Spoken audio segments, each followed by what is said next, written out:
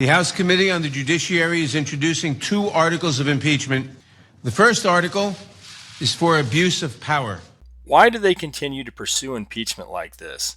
Public opinion's obviously not for it. Even the most liberal polls will tell you that. They don't have the numbers in the Senate to impeach Trump anyway.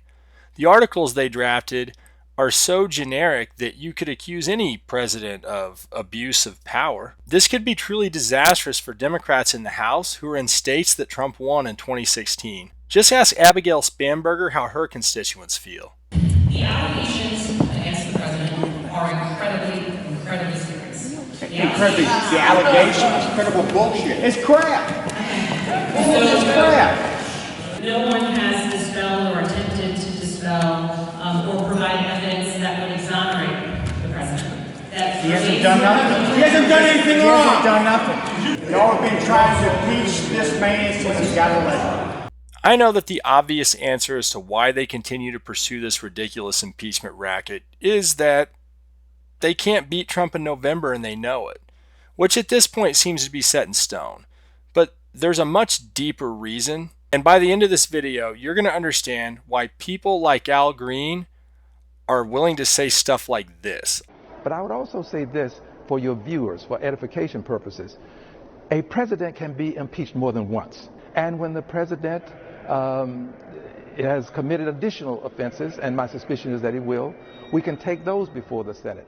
There's been a lot of people, very powerful people, for a very long time, I'm talking decades, who have had a plan for the direction that the United States was supposed to go in the direction that the world was supposed to go in for that matter. And Donald Trump has stomped all over them in the last 4 years. I'm not going to speculate as to who the people are that make these plans and execute them, but I am going to show you a few of them. And by the end of this video, you're going to understand why they won't let this thing go. And I mean ever. A president can be impeached more than once.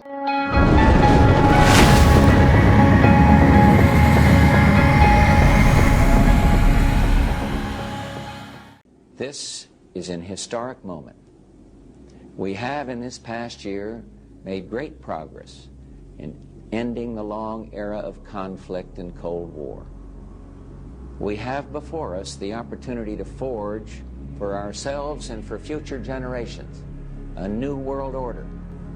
When we are successful, and we will be, we have a real chance at this new world order, an order in which a credible United Nations can use its peacekeeping role to fulfill the promise and vision of the UN's founders. The kind of global governance that is necessary to... And after 1989, President Bush said, and it's a phrase that I often use myself, that we needed a new world order. Work on a better world order, where we work together to resolve problems that confront humanity, like global warming. What sort of a financial deal should Obama be seeking to strike when he travels to China next month? No, I think this would be the time, because you really need to bring China into the creation of a new world order, a new world order that China has to be part of the process of creating it, and they have to buy in. I think the makings of it are already there, because the G20 effectively is moving in that direction. 2009 is also the first year of global governance, with the establishment of the G20 in the middle of the financial crisis. The climate conference in Copenhagen is another step towards the global management of our planet. It's past the point of talking. We know historically that the global governance the sort of agenda to these issues is very hard to try, and with all the best intentions, it's very hard to actually activate. No one nation, no matter how large or powerful, can defeat such challenges alone. But the burdens of global citizenship continue to bind us together. Partnership and cooperation among nations is not a choice. It is the only way, the one way, to protect our common security and advance our common humanity. Just to clarify before we go any further, because this New World Order terminology which has been thrown around by a lot of powerful people for a long time, for the purposes of the rest of this video, it means globalism, which leads to things like open border policies, individual nations, including the United States, ceding their national sovereignty in lieu of international regulatory bodies, which were elected by nobody. Okay, so the first thing that Trump did to really piss off the globalists was to start banging the drum on immigration issues as soon as he announced his candidacy. Nearly 180,000 illegal immigrants with criminal records ordered deported from our country are tonight roaming free to threaten peaceful citizens. One such border crosser was released and made his way to Nebraska. There, he ended the life of an innocent young girl. She was 21 years old and was killed the day after graduating from college. Her killer was then released a second time, and he is now a fugitive from the law. But to this administration, their amazing daughter was just one more American life that wasn't worth protecting. One more child to sacrifice on the order and on the altar of open borders. So then the mainstream media started to portray him as somebody who didn't care about refugees, who didn't care about kicking people out on the street, as if he was this heartless guy, and so he offered him a compromise. Our plan includes the following: $800 million in urgent humanitarian assistance. Our plan includes critical measures to protect migrant children from exploitation and abuse, and reform to promote family reunification for unaccompanied children. The plan includes $5.7 billion for a strategic deployment of physical barriers, or a wall. There are two more elements to my plan. Number one is 3 years of legislative relief for 700,000 DACA recipients brought here unlawfully by their parents at a young age many years ago. And what do you know? After he asked for funding for the border wall in exchange for the DACA program that all of the establishment Democrats were so keen on, did they take that deal? No, because the real goal for them is to have open borders. It's the only way to promote a globalist society. This has already happened in Europe with disastrous consequences. Trump's next move to piss off the globalists was to start pulling out of international welfare programs like NAFTA and the TPP. Another decree cutting the Trans-Pacific Partnership adrift. The other 11 member nations and the rest of the world now figuring out what it means for them. Great thing for the American worker, what we just did. And possibly my favorite move that Trump has pulled the whole time he's been in office, besides the tax cuts, is pulling out of the Paris Climate Accords. What a crock of shit. And if you don't believe that the Paris Accords were part of an international plan to siphon money off the United States, how in the hell did Greta Thunberg become Time Person of the Year? You have stolen my dreams and my childhood. Nobody even gave a shit about that when it first happened. How dare you? Here we go again. I want one. I want a golden goose. And from day one, he's went way out of his way to call out the mainstream media whenever he feels like they're being dishonest. That we are fighting the fake news. It's fake, phony. And in the past, this would have been political suicide for any other candidate or any other president.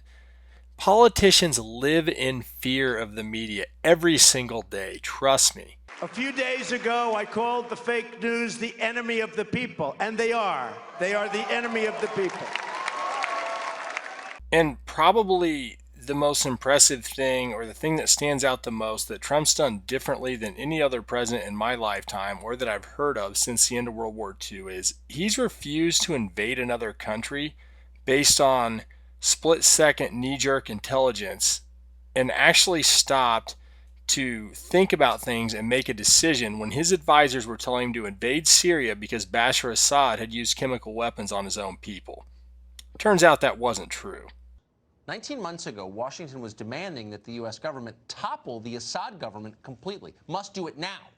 The justification for this was a supposed chemical weapons attack in the town of Douma. A study presented to the United Nations reveals the terrorist-linked White Helmets group is admitting to staging fake chemical attacks in Syria. At least 40 members of the terrorist-linked White Helmets have admitted they staged fake chemical attacks to provoke retaliation against the Syrian government. Members of the group, who won an Oscar for their Netflix documentary, came out in recent interviews for a study presented to the United Nations and confessed they had, in fact, faked the attacks. Candidate Trump was portrayed as being somebody who was unstable and would want to go to war with everybody, but it's turned out to be anything but the truth. I think maybe the most compelling evidence that I have to support my whole theory about this being a globalist versus Trump thing is how Trump came out and ran on a patriotic message in a way that we hadn't seen in a long, long time. It seemed pretty harmless to me. But from day one, when he was saying, "Make America Great Again," they started to call it nationalism, which was an intentional allusion to Adolf Hitler because they always say that he stirred up nationalist feelings. So they tried to turn the whole concept of being patriotic about being American into nationalism to make him sound like some villain.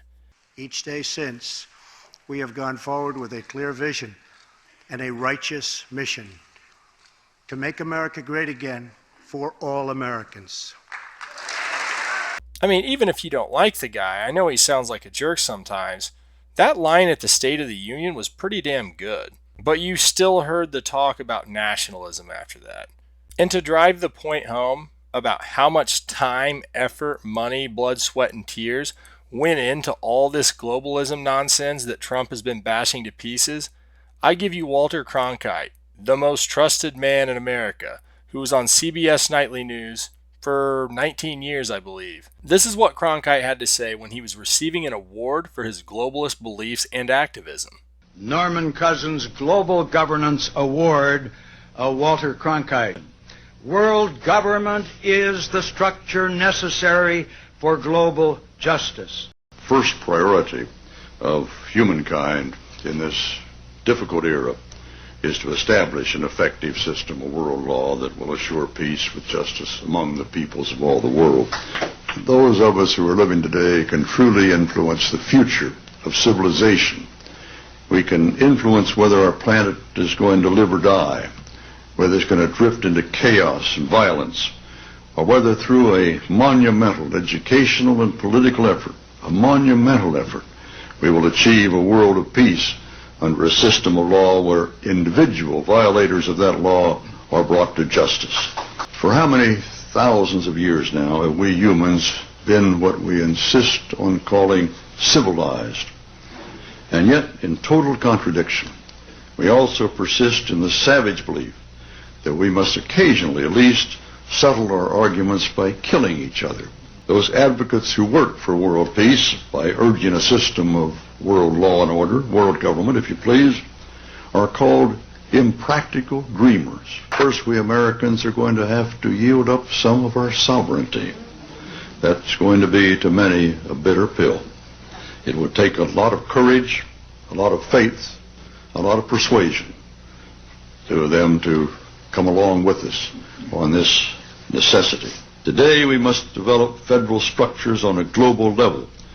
To deal with world problems, we need a system of enforceable world law, a democratic federal world government. You know, what Alexander Hamilton wrote about the need for law among the 13 states applies today to the approximately 200 sovereignties in our global village, all of which are going to have to be convinced to give up some of that sovereignty to the better, greater union. And it's not going to be easy. Most important, we should sign and ratify the Treaty for a Permanent International Criminal Court. That is now at the core of the World Federalist Movement's drive. That court will enable the world to hold individuals accountable for their crimes against humanity. Their leader, Pat Robertson, has written in a book a few years ago that we should have a world government, but only when the Messiah arrives. He wrote And literally, any attempt to achieve world order before that time must be the work of the devil. Well, join me. I'm glad to sit here at the right hand of Satan. I've personally seen that clip many times, and it still makes my skin crawl. But I know somebody who you also know who thought that clip was wonderful. We would like to bring you a message from the First Lady of the United States, Hillary Rodham Clinton. Good evening and congratulations, Walter, on receiving the World Federalist Association's Global Governance Award. For more than a generation in America, it wasn't the news until Walter Cronkite told us it was the news. Every night at 6 o'clock, we welcomed you into our living rooms and listened as you explained the complex events of the day.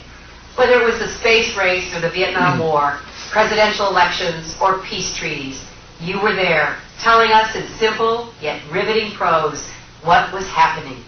You became a trusted member of my family and of families across America. For decades you told us the way it is. But tonight we honor you for fighting for the way it could be. We honor you for lending your voice to the cause of human rights around the world and for your lifelong commitment to international human rights law. From your reporting on the Nuremberg trials to your work with the WFA campaign to end genocide, you have stirred our consciences and challenged all of us to live closer to the words of the Universal Declaration of Human Rights. All human beings are born free and equal in dignity and rights. So thank you, Walter.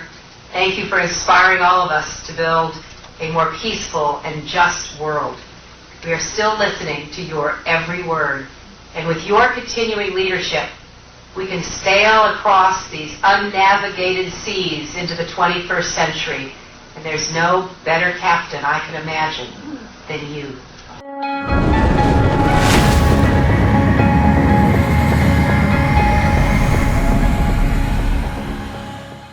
Thomas Jefferson said, "A well-informed citizenry is the best defense against tyranny."